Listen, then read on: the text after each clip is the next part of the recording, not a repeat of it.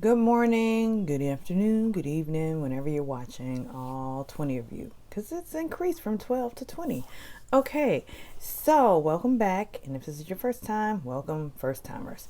Anyhow, so what's been happening in the Big Brother house? It is Sunday in the Big Brother house. I think the house guests are still asleep, so we're going to talk about Saturday in the Big Brother house. And Saturdays are usually, or well, not usually, they are power veto days. That's the competition days, and so we all know that Hannah and Tiffany are on the block and they're fighting for their lives. And the target is Tiffany, and yeah, so, and now spoiler alert, if you don't like spoilers, just get out of here right now. Bye. Peace. Because, spoiler alert, Kylan has won the power veto. You know, Kylan, the main guy, saying, I'm going to throw it. I think I'm going to throw it. Kylan is incapable of throwing anything. Like, he can't throw anything. He has never, whenever he's supposed to throw something, he's going to win it. That's Kylan. And speaking of Kylan has been saying all along with his lofty speech, his long-winded self, he wants at the end, the final two, to be the strongest competitor. He wants it to be him as one and X as the other, right? Not Big D. Everybody logically says if you want a guaranteed win of $750,000, take the weakest player with you. Although that backfired years ago when Josh won, because I think Paul took Josh with them, and we all know how that ended. Like, Paul's face was on the floor because he just knew he won over Josh, but the bitter jury chose Josh. However, this season, I don't know how bitter the jury is, because I feel like, one, they're going to find out about the cookout. Ooh, well, they probably already know about the cookout. They just don't have the name for the cookout. But they're not going to be bitter. For one, I think if they're bitter, it's going to make them look bad. And they don't want to look bad. And I think this particular cast is highly conscious of their social impact and how, I just think this generation is highly conscious of how they look and appear to the world, because they're all about appearances, to me at least. Anyhow, so I don't think the jury is going to be bitter. But I will say that if it's Kylan and X at the final two, X is going to win. And speaking of which, yesterday morning before the power veto competition, the camera was zoomed in on Tiffany talking to herself about game and basically saying, she wouldn't do that much different than she wouldn't play the game differently than she's done. She'd make a few tweaks, and the main tweak that she would make, and she pointed to her mouth. I would keep my mouth closed, but then she was like, hey, I am who I am. But so then, she's having this discussion like, America, send me energy. She said, I manifested getting into this house. I manifested some HOH wins. America, please send me some energy. And that's what I really want to talk about today. And, a lot of people can't grasp the concept of manifestation, law of attraction, metaphysics, and all this stuff. Your mind being the force of getting you what you want. In simplistic terms, think it, believe it, receive it. Let's say it together. Think it, believe it, receive it. And that's just a simple concept. That's the easiest way to break down law of attraction. Your thoughts create your existence. However, that being said, with Tiffany, one thing I've noticed, because I am a law of attraction person, I do believe in those concepts, whether I follow them all the time, because I do notice. I do know for myself that my thoughts create my existence. However, I still think some negative thoughts, and things don't always go the way that I would like them to go because of my negative thinking. I get all twisted in my mind because I'm aware of this stuff. When you're aware of things, it's somewhat of a challenge sometimes. And also, I believe your words are very powerful. There's power in your words. I used to go to a church in Atlanta that's about that. Like, they had a whole gospel hymn or whatever. Power in your words. There's power in your words, your spoken words. And they had the worst choir ever. Like, this church it was my favorite church, but the worst choir ever. But they emphasizes power in your spoken words. That being said, Tiffany, though she's talking about manifesting a win, she's always speaking of past tense. Like, when I'm out this house, they haven't kicked me out the house. It is what it is. I did the best that I could. So she's already sending herself to jury with her words, her spoken words. But then she flips it with, well, I'm going to keep fighting.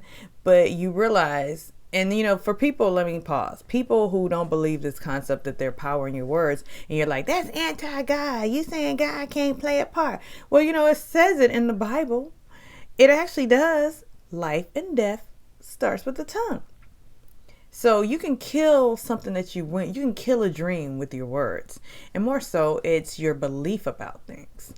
I also think it's the belief. If you believe you can win, so maybe Tiffany does believe she can win. Maybe Tiffany does believe that she can convince Kylan to take her off the block and put up somebody else. Or maybe she does believe that she has a fighting chance. I hope she does.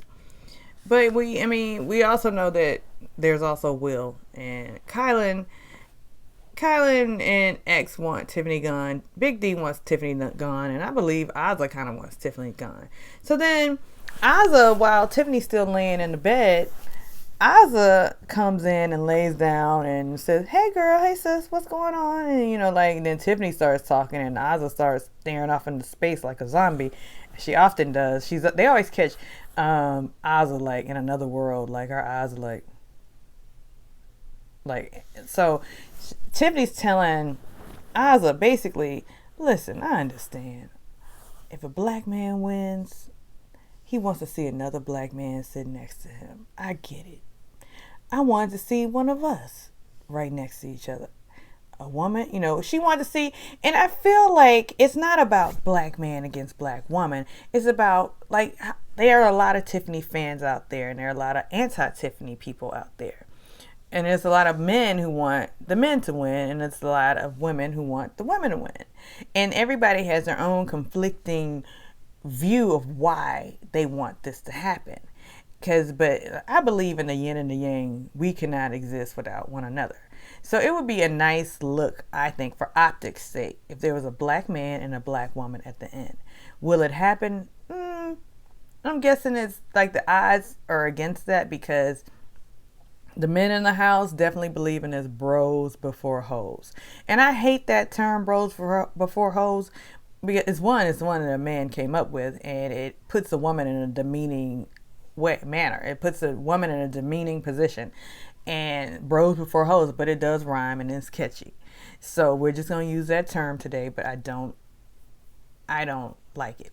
Anyhow, so bros before hoes, the men have to win. Like, it's always a positioning of a man over a woman in a man's mind sometimes. In many cases, there are men who are more evolved and believe that we all work together. It shouldn't be us or them. It should just be us.